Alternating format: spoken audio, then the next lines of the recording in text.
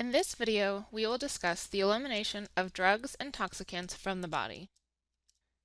The learning objectives for this video are to describe the processes of renal filtration, absorption, and secretion, and how they impact elimination of a drug or toxicant, to predict how physicochemical properties of a compound will influence renal elimination, to understand how compounds can be eliminated through bile, and explain why metabolism can facilitate renal and biliary elimination.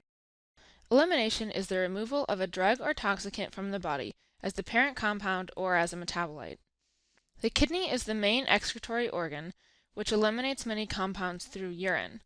The liver also plays a major role in elimination by excreting compounds through the bile. Other organs play a minor role in the elimination of drugs and toxicants. Some are eliminated through exhaled air, sweat, saliva, and breast milk. The nephron is the functional unit of the kidney. There are a number of regions of the nephron, all with different functional roles. The glomerulus consists of a network of capillaries where blood is filtered into the renal tubule. In the proximal tubule, a large extent of reabsorption of ions, water, glucose, amino acids, and other essential compounds occurs. The loop of Henle is responsible for creating the ion gradient in the medulla that helps concentrate the urine, and in the distal tubule, a large portion of water and ion reabsorption occurs. This is also the primary site for hormone-based regulation of ion and water balance. We will not discuss the functional regions of the kidney in great detail during this video, but it may be helpful to review some renal physiology to better understand how it is applied to renal elimination of drugs and toxicants.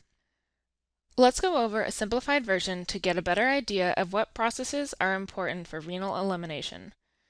A compound will enter the system through the afferent arteriole, which splits into the glomerular capillaries with large pores enveloped inside of Bowman's capsule. Most compounds in the blood will be filtered freely through the capillaries and into the tubular fluid, unless they are bound to plasma proteins, which are too large to be filtered. Anything that is not filtered will leave through the efferent arteriole, which follows the renal tubule and later branches into the peritubular capillaries. Compounds inside the tubular fluid can be reabsorbed into the bloodstream. Also, compounds remaining in the peritubular capillaries can be secreted into the tubular fluid.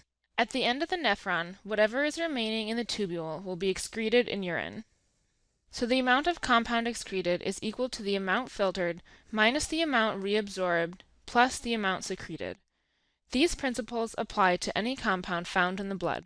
However, the excretion of compounds differs because of size, physicochemical properties, and the presence of transporters within the renal epithelial cells. Now we'll go into more detail on filtration, reabsorption, and secretion. The formation of ultrafiltrate within the tubule is driven by the pressure difference between the afferent arteriole and the initial portion of the renal tubule. The main factor that determines whether a compound will be filtered is its size. The glomerulus is 25 times more permeable than most capillary beds, meaning that large chemicals can cross. However, there are still size limitations.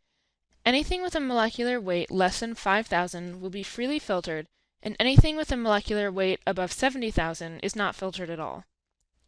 Compounds between 5,000 and 70,000 will have some percent filtered. Most drugs and toxicants are freely filtered as long as they are not bound to plasma albumin.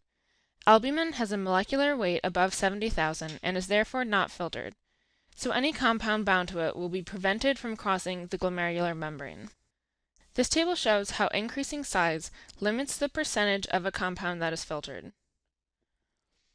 The glomerular filtrate is typically the same composition as the blood, with the exception that there is nothing above 70,000 molecular weight, which excludes red blood cells and most proteins. The presence of these compounds in urine can be used as a marker for damage to the kidney. As compounds travel through the renal tubules, they can be reabsorbed into the bloodstream. For essential compounds such as sodium and glucose, this is an active process, but for most drugs and toxicants, reabsorption occurs through passive diffusion and is limited to lipid-soluble compounds which are capable of crossing lipid membranes. Charged and polar compounds will not be passively reabsorbed. You'll remember in the metabolism videos that we talked about how metabolism can make compounds more easily excreted by making them more polar. If metabolism makes a drug more polar, it will not be reabsorbed from the tubular fluid, and a greater amount will be eliminated. Also, the pH of the nephron and the pKa of a specific compound can alter reabsorption because they influence the compound's ionization state. The principles that cause charged compounds to become stuck in the renal tubule is called ion trapping. When an uncharged and lipophilic compound is filtered at the glomerulus, it will be able to diffuse across the membrane of the renal tubule into the extracellular fluid and then back into the systemic circulation. This process is called tubular reabsorption. This will prolong the time that the compound remains in the systemic circulation and slow down its elimination. When charged compounds are filtered at the glomerulus, they will not be able to be reabsorbed across the membrane of the renal tubule. Thus, they will remain in the renal tubule and will be excreted in the urine. This is called ion trapping. Keep in mind that weak acids and bases may be charged or uncharged, depending on the pH. Therefore, changes in the pH of the renal tubule may influence the ionization state and the reabsorption of a compound. Now let's look at some examples of what happens to weak acids and bases and neutral compounds in the kidney. We'll start with the weak acid, benzoic acid, which has a pKa of 3. Do you think benzoic acid is easy or difficult to excrete if the pH is 4? What about a pH of 8?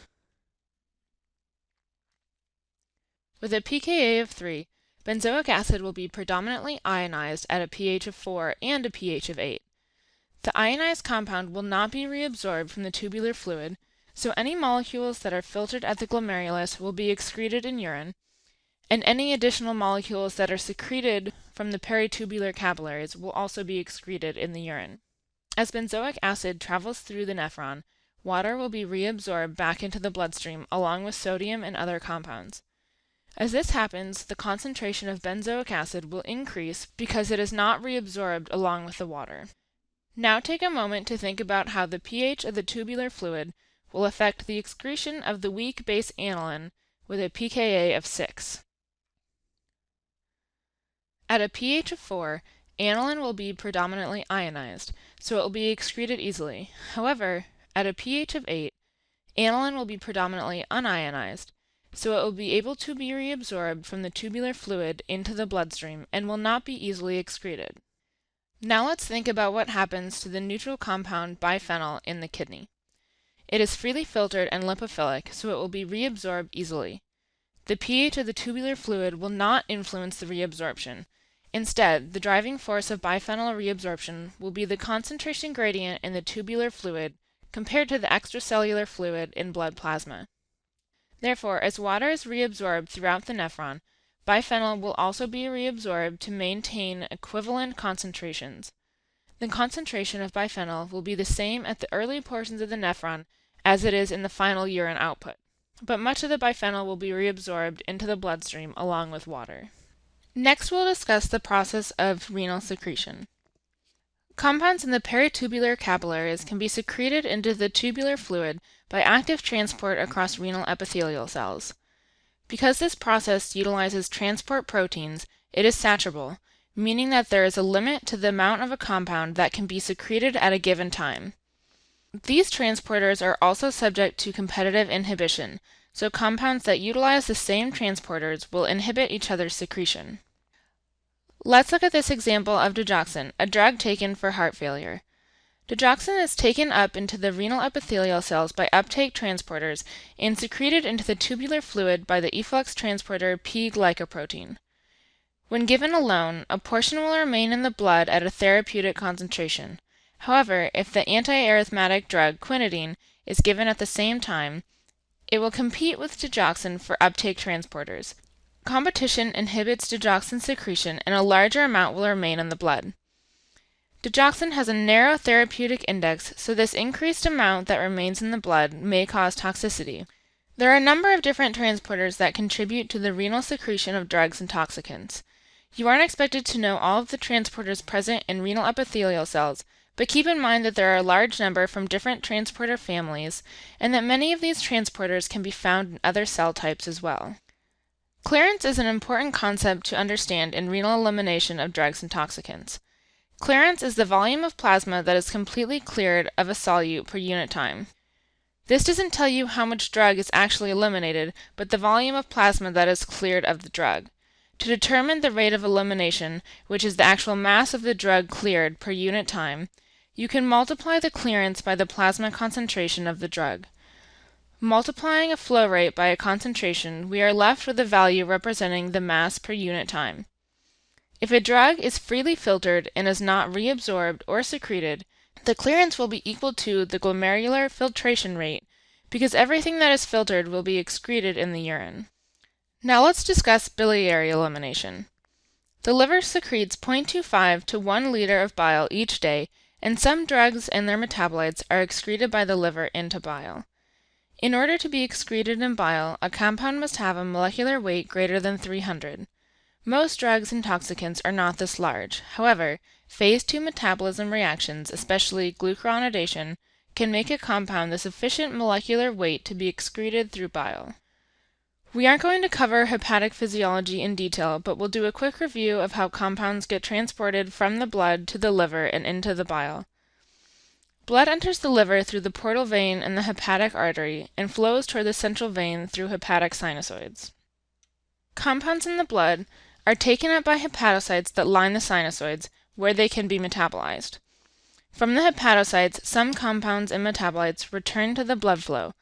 Those that are large enough are transported into the bile canal, where they flow into the bile duct.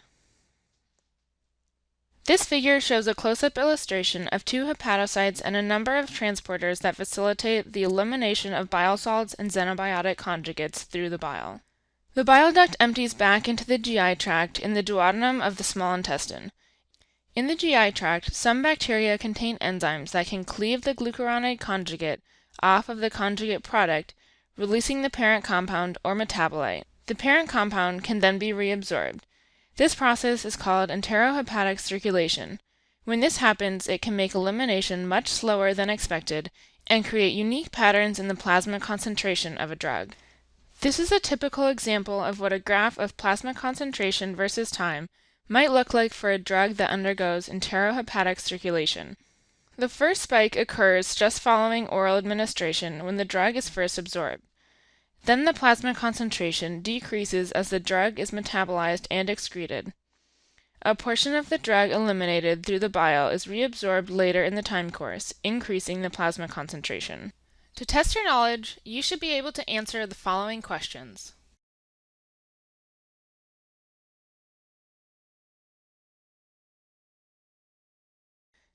This video concludes our discussion of pharmacokinetics and the absorption, distribution, metabolism, and elimination of compounds. These parameters are complex and vary from person to person and between species. Therefore, they must always be taken into consideration when studying the pharmacology and toxicology of chemical compounds.